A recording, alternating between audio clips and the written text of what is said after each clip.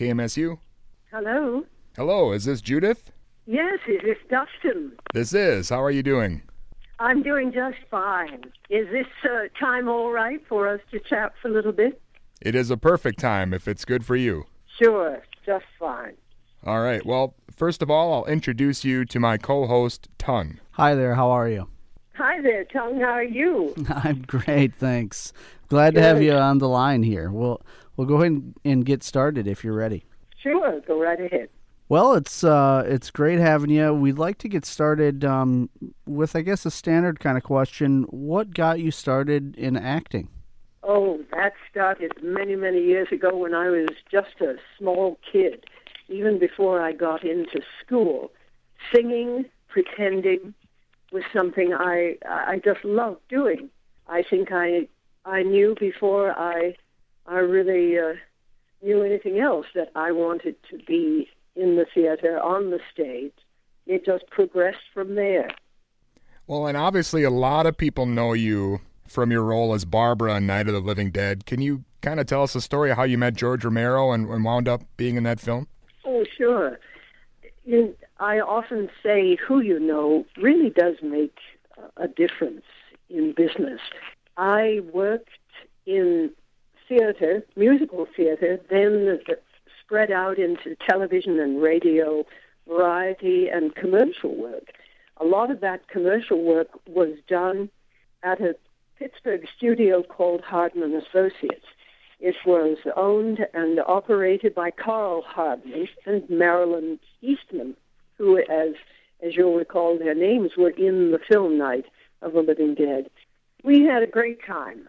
We did a lot of radio voiceovers together, so we knew each other for some time. When I decided at about 19 or 20 years of age to go out to Hollywood to make it in film, I was there no more than, I think it was a little under a year, when Carl Hardman called me and said, we're going to make a film with a guy named George Romero, Les Striner, Jack Russo. It's going to be a horror film. Would you be interested in coming back home to audition? It's sort of ironic, isn't it, that you go out to Hollywood to make it in film, but you come back home to audition and you end up making a film that's lasted this long. That's how I met George. I auditioned. He decided he wanted me for Barbra. So the rest is history. What are your memories of being on the set? Was it mostly positive, or any favorite stories or memories or anything you want to share? Always positive. You had a bunch of young folk who were enthusiastic about what they were doing. Making a feature film was really a first for just about all of us working on that set. We were willing to do anything and everything. All we wanted really was to make the best film with the amount of resources that we had. Of course, financially, that didn't amount to a heck of a lot. Therefore, good memories. Sometimes they were long and arduous. We'd work throughout the night to get the night-for-night shots, but it didn't seem to bother any of us. I think one of my favorite memories was watching how George set up shots. He has a tremendously creative eye. He would create shadows by just ripping cardboard and putting it up on, I think they were called gobos at that time, but I loved watching how he created the ambiance or the atmosphere of the shots.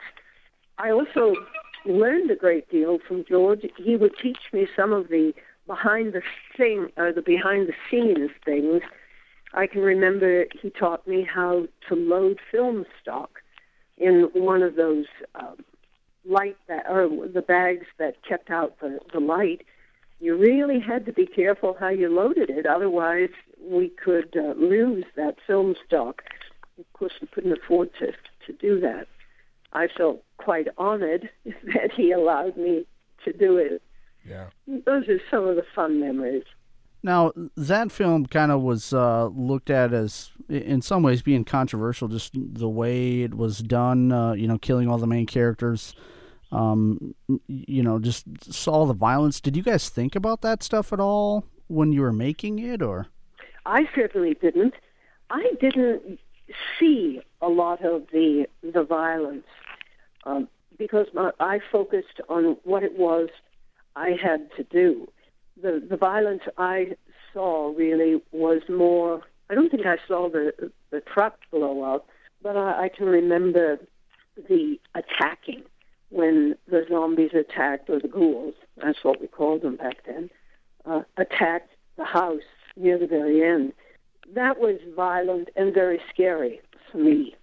I had tremendous imagination, and it wasn't hard for me to get scared and emotional when we filmed.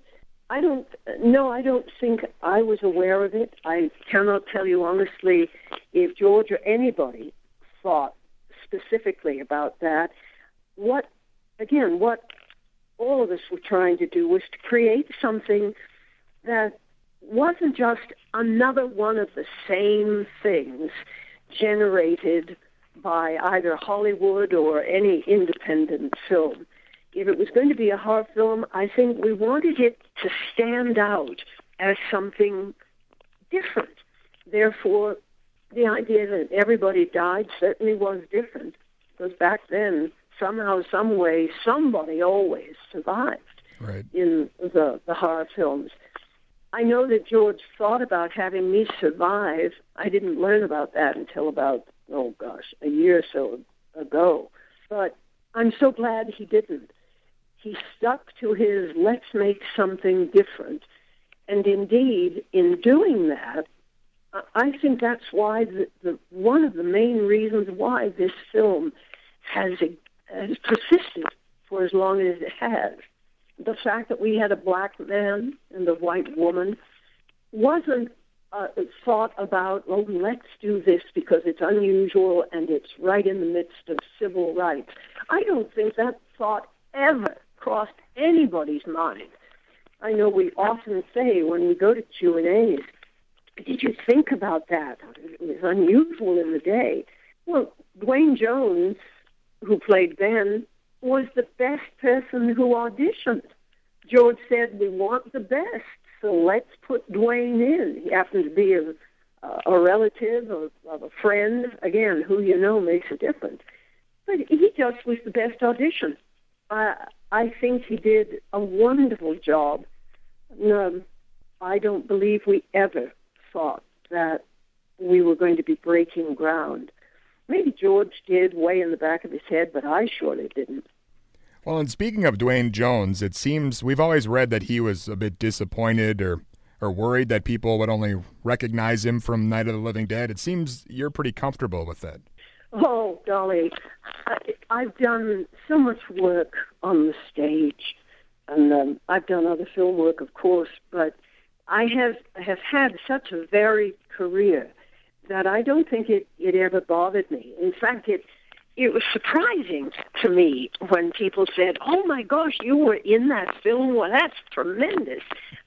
As the decades have gone by, I stand in awe of the fact that our little film has entertained for so long. I'm thrilled to have been a part of it. No, it doesn't bother me in the least, because I've just had a ball doing all kinds of different roles in my life. It really seems, too, at least in the last 10 years or so, the idea of zombies, or films, the Walking Dead TV show, really all these things are getting really popular now, and that film really kind of set the blueprint for all that. What are your thoughts on that? It's amazing. I just got back from a show called Walker Stalker Convention in Atlanta, Georgia. Of course, the Walking Dead is filmed outside Atlanta. The whole convention was primarily a focus on The Walking Dead. Just about everybody in the cast was there. But when people came to say hi at my table, so often they would say, isn't it amazing? How do you feel about being the beginning? You really were the beginning of all of this. And when they say things like that, I'm amazed because it's hard to believe that we really were the very beginning. It's very exciting. I love to talk to people about it. Why we have this zombie craze, though, just amazes me. That's if you can explain it to me, I'd love to hear. Is it something to do with the apocalypse? I mean, is it? Are we preparing for the end when the meteor is going to hit the earth? I don't know. Yeah, you got me. I mean, I think they're all, there's a lot of great stuff coming out in the zombies genre, but I think the same thing sometimes. I don't understand how it's blown up like it has, but apparently people love it. Yep, they sure do. There are college courses about it. I think a lot, too, is preparation. And our world is so rapidly changing. So much is happening with climate. It's a different world every day you wake up. Being prepared to live in it as intelligently as possible might have something to do with it. When you can't explain or control the massive changes that are happening, then you have to learn to live with it in the best way you can. Being prepared, having what you need in your home, just in case a disaster strikes. And certainly Walking Dead, a pretty big disaster. But I think there's a lot of analogy about what's going on in the world today and how to be prepared for it if you want to survive. Well, Judith, you mentioned a few of the other things you've been in. Other than The Night of the Living Dead, you've done a lot of stage work and other films. Can you tell us kind of some of the other favorite things that you've worked on in your career? Oh, sure. I've done a lot of British comedy and just British drama for whatever reason. I come from an English and Irish family, and I've always, if there's an Anglophile who lives on this planet, I'm the one. So a lot of the really fun things that I've done have to do with England. One of them was The Great Sebastian. I know you were far too young to remember that, but it's just a great comedy about two Brits. The wife is Cockney. When they're off stage, they're a mind-reading act. When they're off stage, of course, they talk in a real down-and-out Cockney way, but when they're on stage, they're very proper British. But that was a hoot, because I'd go into the audience, and we'd do our little mind-reading act with people directly in the audience. I love doing that. I've done Sound of Music, played Maria in several wonderful productions. My Fair Lady, I loved doing Eliza Doolittle. Some of the serious things I've done, Top Girls, again, an older show that you may not be familiar with. Alan Ayckbourn stuff I've done. So, well, you start me thinking, and you're not going to be able to shut me up, so maybe I'd better stop there. Well, and we know, too, that you sort of left show business and kind of had a second career with your communications company. Can you tell us a little bit about that? Oh, absolutely. The nice thing was that I didn't really leave entertainment because, again, I would perform at night. That's where, again, a lot of the stage work that I did, I was able to do in the evenings and work during the day, which I look back on and I wonder, how the hell did I ever do that? But I never believed I would have a second career that I have loved as much as I've loved being in entertainment. But I was given that second career when I knew I had to pay the mortgage. I just finished an equity run of The Sound of Music. Of course, you're never quite sure when your next job is going to come. I had to pay the mortgage on a new home, make sure the kids had food and clothing. I decided, well, I'd take a job in corporate America, anything to make sure we had insurance and money in the bank. I worked for Hughes Aircraft Company. There were little roundabout companies that got me there, but it was Hughes Aircraft that was my mainstay for over 20 years. I ended up heading their oral presentation training department. It fits so well with my entertainment career because standing up in front of an audience, trying to be as believable as you can be, is integral to good theater. And of course, it's terribly important for honest, persuasive presentation. I ended up helping people organize, visualize, and deliver their business presentations as effectively as possible. I loved it. I loved teaching adults. We worked together. We videotaped. I was able to help with government proposals, putting presentations together for these massively technical products. That fascinated me because I have a very scientific side to my mind as well as the creative side. Doing that for 20 years, then retiring to continue to run my own little presentations company served me well for well over 20 years, in addition to whatever films or whatever theater shows I might have gotten along the way. Consequently, I've been one really fortunate person to have had two wonderful careers that have been so fulfilling.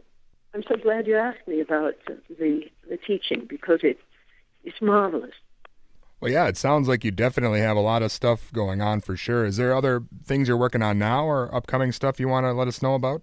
Well, I've done several films that should be out sometime this year.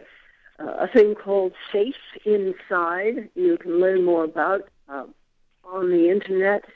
I did something in North Carolina several months ago, I think back in August, that a cute film that takes place in the 1950s. These are all independent, wonderful little films. It's called They Came from the Ether. And I did another one called Ed Gein, D.D.S. So I'm looking forward to seeing those come out. And like as not, they'll only come out on DVD, but it was fun doing them. I think one of the best things for me is my love of the independent film and to be available through the internet to young independent filmmakers who have a dream that they'd like to see made. They wish and hope that you might be willing to be a part of it. Oftentimes, that's just where I've gone, to do these fun, independent films. Look for them. They should be out sometime next year. We'll definitely look for them. And I have to tell you this. I was really excited when I was in Atlanta. I had an opportunity to chat with Greg Nicotero, who's very much involved in not only makeup but directing for The Walking Dead. He and I, here's again, who you know or with whom you've worked over the years makes a difference. But Greg was involved in George's Dawn of the Dead years ago. We were all attending some kind of a filmed interview in Texas way back when. Greg was there. We were all there. When I said hi to him, he said, "Oh, yeah, my God, the last time we were together was way back in Texas, wasn't it?" So we chatted about that. A friend who was with me there said, "Greg, so many people have said you should put Judy into the Walking Dead series. Maybe you could give her a cameo as a zombie or something." Well, Greg turned around and he said, "What do you mean a cameo as a zombie? We have several really interesting parts coming up for next season that she might be really right on for. So we exchanged all the information, contact, etc. So I'm keeping my fingers and my toes crossed that maybe there might be at least an audition opportunity for Walking Dead. Now, wouldn't that be a hoot? You get Night of the Living Dead, Barbra, in 2013's Walking Dead. Yeah, definitely comes full circle for sure. Yeah, it'd be a hoot. Well, Judith, we got to say it's been really great having you on. Is there anything you want to leave us with or your final thoughts?